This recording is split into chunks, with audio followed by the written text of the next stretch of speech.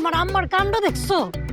এত বড় একটা ঘটনা আমাদের জানানোর প্রয়োজন মনে করলো না। আর এদিকে তোমার ছোট ভাইয়ের বউ কত চালাক, আগে থেকে প্ল্যান করে রাখছিল। খবরটা শোনার সাথে সাথে তোমার আম্মার হাত করে ফেলছে। তুমি কি সেটা যেন বলদি থাকবা? বুদ্ধি হবে না তোমার মাথায়?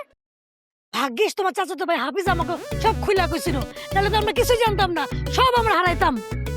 শোনো, আমি এমনিতেই টেনশনে আছি, তার মধ্যে তুমি যতগুলো কথা শোনাইতেছো আমার অস্থির লাগতেছে।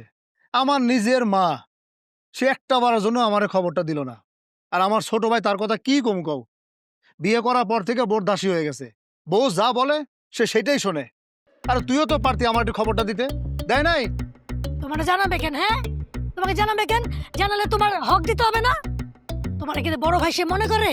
একদমই মনে করে না। এখন শোনো, টাকার খবর যেহেতু আমরা পাইয়ে গেছি, বাড়ি যাইতেছি। বাড়িতে যাই কিন্তু একটা গাইরা বসবো, ঢাকায়